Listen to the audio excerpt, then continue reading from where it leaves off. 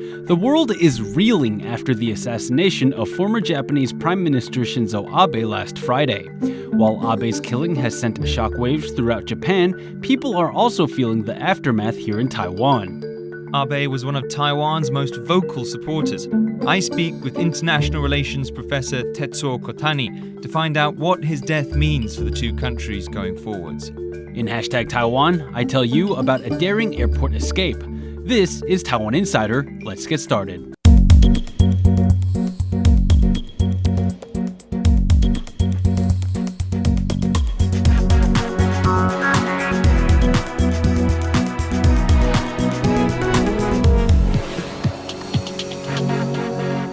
Welcome to the show. Former Prime Minister of Japan Shinzo Abe was assassinated last Friday while giving a campaign speech in the city of Nara. People in Taiwan remember Abe fondly, and on Monday, top politicians paid their respects at his memorial in Taipei. President Tsai Ing-wen ordered Taiwan's flags to be flown at half-mast on Monday morning.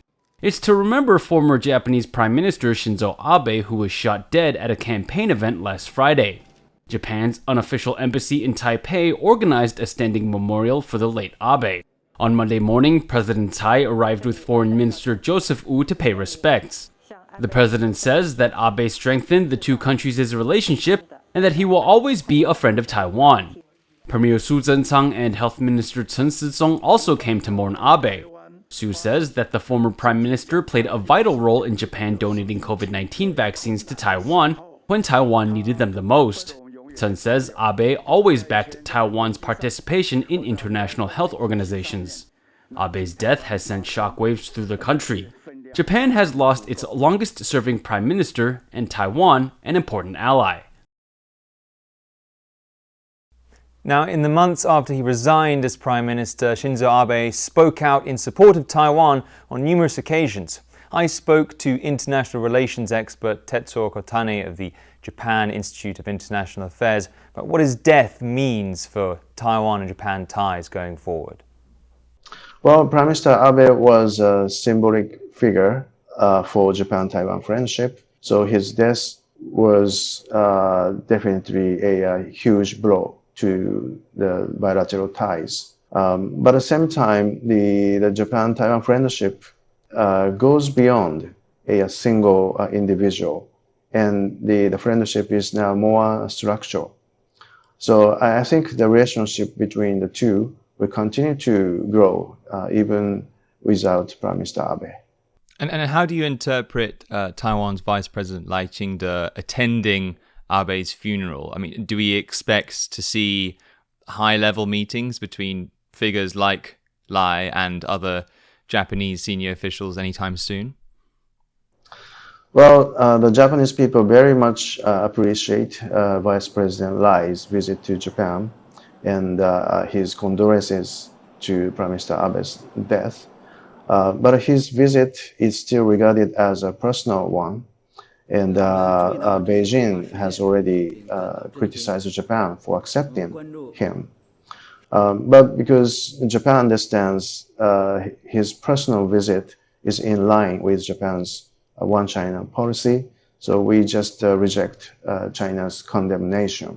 However, unfortunately, because Japan will continue to stick to the One China policy, I don't see a great chances for more high-level exchanges will continue between the two. What would it take for those exchanges to happen? Because Japan's One China policy clearly says the Japan-Taiwan relationship needs to remain as unofficial. So without changing this position, I don't think we can stimulate the high-level exchanges between the two governments. And with regard to Abe's positions towards Taiwan, again, after he left office, after he stopped being prime minister, he made headlines last year with this phrase that a Taiwan emergency is a Japanese emergency and an emergency for the US-Japan alliance. I mean, how do you interpret that, and how committed is Japan to defending Taiwan? Well, the security of Taiwan and the security of Japan are not separable. It is an understanding made back in 1969 when Prime Minister Sato and President Nixon made a joint statement. And Prime Minister Suga and President Biden reaffirmed this understanding last year. So Prime Minister Abe's phrase of the Taiwan contingency will become Japan's contingency is widely shared among the Japanese people. So I would say that Japan is now more willing to contribute to the security of Taiwan. And one way of doing so is, first of all, we will defend ourselves, particularly Okinawa, from where the U.S. military will start operations to defend Taiwan. So by defending ourselves, we can indirectly contribute to the defense of Taiwan. And plus, President Biden recently mentioned that he has a commitment to provide defensive equipment to Taiwan even after the invasion starts. In that case, I think Japan will provide storage sites inside the Japanese territory for the incoming U.S. Weapons and ammunitions. And I think the U.S. military will deliver those weapons to Taiwan from Japan. And I think the Japan's self-defense forces would defend those U.S. forces delivering those weapons to Taiwan, even if China conducts the naval blockade around Taiwan. So I think Japan is now very much committed to the security of Taiwan. Starting tomorrow, Taiwanese citizens can claim $44 a night to travel around Taiwan. Now, a new attraction in Penghu is ready to take that money from you. Succulent shrimp and fresh crab. Fresh seafood like this is what draws the crowds to Taiwan's outlying Penghu Islands. The county is famous for its fresh catches, and they're drawing more people than ever now that traveling internationally is a difficult option in Taiwan. Beautiful sea views are another one of Penghu's many draws, so it just makes sense that one local business built a restaurant ship. It's the best of both worlds. The ship serves fresh seafood while giving visitors unrestricted views of the ocean. The ship cost around $670,000 to build. On it, people can enjoy luxurious seafood like shrimp, lobster, shellfish, squid, and more. Visitors are already impressed, with many saying it's a new experience. The ship had a launch ceremony recently, but it'll be a little while before this boat can head out to sea. The operator is still waiting for the necessary permits to weigh anchor, but when that comes through, it should be smooth sailing for this fresh concept. Speaking of travelling in Taiwan, Leslie Liao tells you the story of one man's Herculean effort to stay in the country in #Taiwan. What would you do for love? Would you risk life and limb? Would you break the law? Would you maybe travel a great distance? You see, the person our story focuses on risked life and limb, broke the law, but they didn't travel a great distance. In fact, their grand gesture of affection involved staying right where they were and not going anywhere. Let me explain. Taiwan offers foreign travelers a number of visas to enter the country. These visas typically let you stay in the country for a set amount of time. Once that time is up, you gotta get out of the country. And that's probably how it works in most places around the world. The subject of today's story arrived in Taiwan in December 2019. He's a 30-something-year-old British national. Shortly after his arrival, COVID happened, which wrought havoc on air travel. Taiwan offered people who came to the country on temporary traveler's visas a number of extensions, but for our protagonist, his visa would finally expire on July 10th. But the British man, for whatever reason, did not want to leave Taiwan. Some say it's because he had a girlfriend here, others say it's because he enjoyed Taiwan that much. Faced with the reality that he would have to leave Taiwan, he conjured a plan. He bought a plane ticket for a flight out of Taiwan for July 9th. He arrived at the airport, checked in for his flight, went through immigration, but never boarded his flight. Where'd he go? Right out the proverbial front door. After he passed immigration, this man thought he was in the clear, so he went to the airport's semi-outdoor smoking area, removed the metal grate from a window, climbed 3 stories down an exhaust shaft, traversed the airport's restricted area, climbed over a fence, got in a taxi, and went to see his girlfriend. Now that is a romantic story, right? Well, not really, because the airline the man was supposed to be flying with realized that he didn't board his flight, so they contacted airport authorities, and police caught up with the man and arrested him. Here's the irony. If the guy just overstayed his visa, he would have been banned from entering Taiwan temporarily. But because he entered the country illegally, well, he may never be allowed into Taiwan ever again. So instead of leaving Taiwan and coming back at a later time, later might not be an option for this guy anymore. He's facing deportation, and after that, that might be it for his Taiwan escapades. So when you think about what you do for love, whether it's love for a country or love for a girlfriend, maybe do some math before anything else.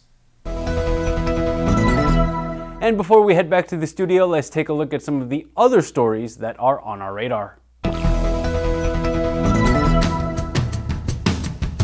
The ruling Democratic Progressive Party has selected Health Minister Chen Shizhong as their candidate to be mayor of Taipei. It has been rumored since last year that the party would choose Chen to run in the capital. Chen is a popular figure, widely known for leading Taiwan's response to the COVID-19 pandemic. A June poll from MyFormosa found that 62.5% of respondents approve of his performance. Chen resigned as minister on Thursday and says he will strive to win. Supply chain issues and the war in Ukraine have sparked an international bout of inflation, and Taiwan is no exception. The country has recorded an inflation rate of over 3% in every month since March, the highest in over 10 years. Now consumers are feeling the pinch. Essential foods like eggs have increased in price by 20%, while milkfish, a traditional delicacy, has risen by 50%. And Professor Lin Mingren says the possibility of inflation continuing to rise is high. On Sunday, Taiwan conducted a successful test flight of the locally made HTTP-3A rocket.